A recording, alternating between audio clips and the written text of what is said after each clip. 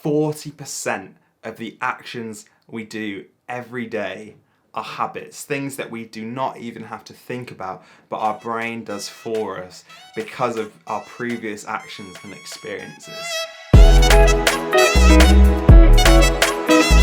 What is good, YouTube? My name is Ash Porter and welcome to my channel, and today we are looking at this beautiful thing, The Power of Habit by Charles Duhigg. This was actually my second time reading this book, and I'm telling you, it was just as good the second time around. It is well worth a second read if you have already read this. There is so much good information in there. There was so much that continued to stand out and capture my mind and my imagination, and I rate this so highly. But there's also a second reason I read this book again, and that's because some friends of mine at One Life Leadership invited me to be part of their book club to come and read this book with them and share my thoughts in 3 parts. So the link to their channel will come up here right now, and you can go check out what I did with them talking about this amazing book as well.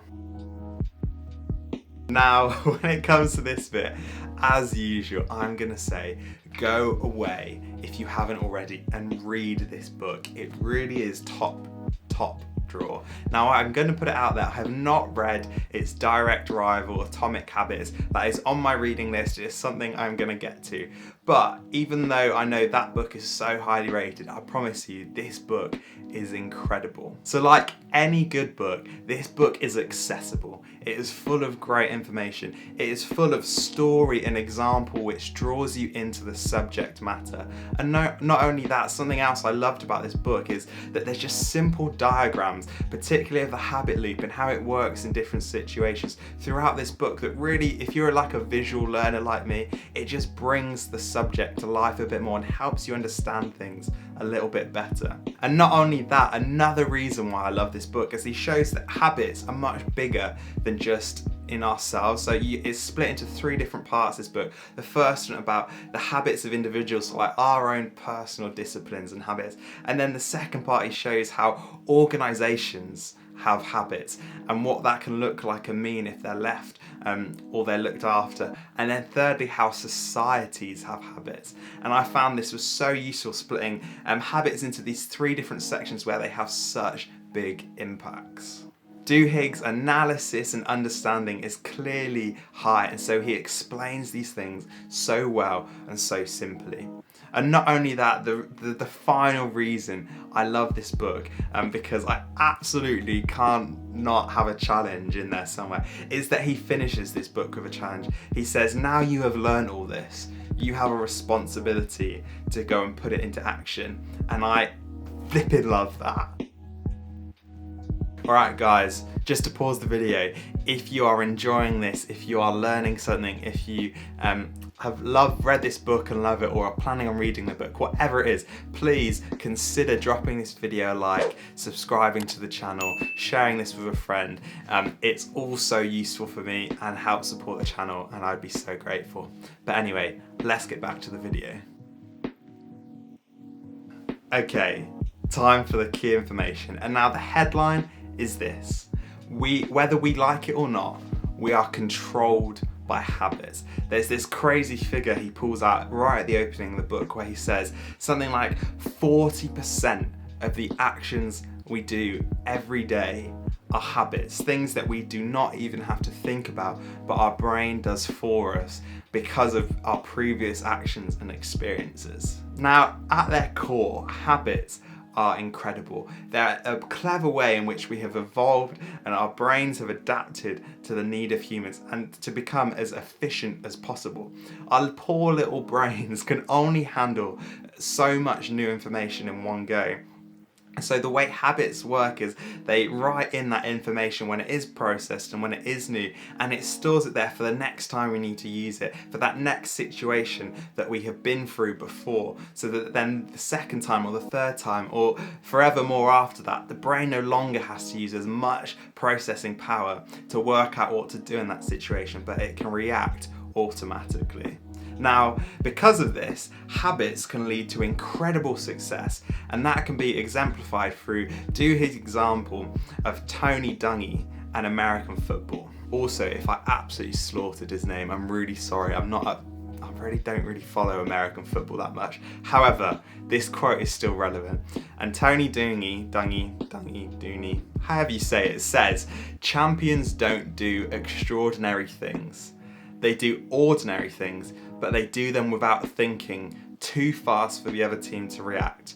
They follow the habits they've learned." And so this is obviously exemplified in American football. So he's getting his players to react to situations quicker than the opposition. So because they don't have to think about it anymore, it's a habitual reaction. This though can probably be transferred to all areas of life, not just sport or American football. We all have situations where actually it can bring us success if we don't even have to think about it anymore. If it's a straight away reaction and if we're programmed to do the right things at the right time. The flip side of this is that however much habits can lead to incredible success, and successful people have mastered their habits, there is no doubt about that habits can also become our worst enemy. If we let them fester, if we build habits we're unaware of which are destructive, they can lead ultimately to our own destruction. The obvious example is addictions. Really at their core, what they are is habits. Habits that have taken control of us too much, which we have let manifest and haven't been aware of or aren't trying to change. At their best, habits can lead to incredible success and achievement, and just in general, human flourishing. But at their worst, they can lead to destruction and the wrecking of our lives. So now we know the power that habits have, as explained by Duhigg in the book, we probably need to know a bit what actually are habits and how do they work. In this book, he explains it incredibly well through the habit loop. At its core, the habit loop is actually really simple. It's made up of 4 key components. The first is the cue. This is like the situation that you've been in before, or a trigger that makes your brain know it's time to kick this habit into gear. This can be something like smelling something, or words that are said to you, or a certain time of day. The action or the routine is then your literal habit, what you physically or mentally do as a reaction to that trigger. So this can be picking your nose, this can be working out first thing in the morning, this can be getting defensive in an argument or a conversation. And third, you have the reward. This is the feeling of satisfaction you get at the end, like the feeling of achievement and personal pride after you've run a new personal best distance, or the feeling when the sugar enters your system after you take a bite of a donut. And then fourthly, the craving. This is what drives the whole loop. You're craving for that reward. So it can be that craving for sugar, that craving for success, that craving to learn more, or to get rid of that anxiety. Whatever it is, your craving is what drives the habit. And there you go. That's the basics of the habit loop and how habits work. Alright, now it's time for a little bit of science. Now, I'm not a scientist, this isn't where I excel, but I'm going to try and do my best to explain what I've learned from the book to do with this. So, in our brains, apparently, somewhere, I think from what I understand, like near the centre of our brain, is this section called the basal ganglia, and that controls habits. Now, normally when you come to think of habits, you probably associate that with memory, where actually, from what we understand in the examples, the incredible examples, if I may add, that are in this book, show that memory and habits aren't really interrelated. They're different parts of the brain, and so you can have complete memory loss as it is exemplified in basically the opening chapter of this book. Yet your basal ganglia can still work to do old habits which you had before, but also still write new habits.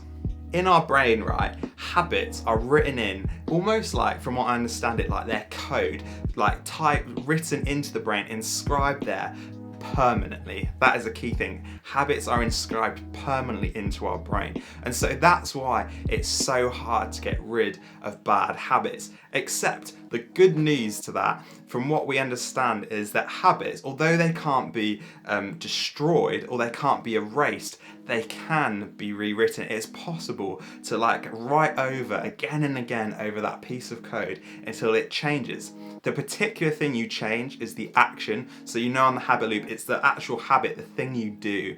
That is what you can change within the habit loop and rewrite in your brain. And this is pretty good news for most of us, because let's be honest, we probably all have bad habits, and it shows that changing those habits is a really doable thing. And this leads nicely into the other bit which I found really interesting in this book, and it's just a small section where he talks all about the power of willpower. Now, what I learned from this was that before I thought, willpower was something you were just born with. It was an innate thing that some people were gifted with loads of willpower and self-discipline and others were not.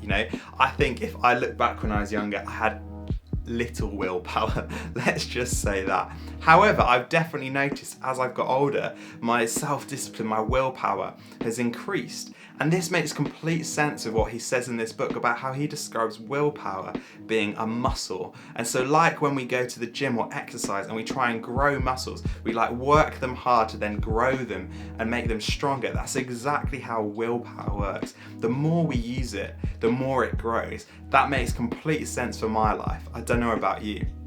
But it also makes sense of habits, because when changing or forming new habits, it doesn't always come easy. And Duhigg says how willpower is the key to being able to change and form new or old habits. He also really reassures me in this book, if I'm being honest, because he goes on to specifically talking about educational achievement, but I think this can probably be transferred to all areas of life.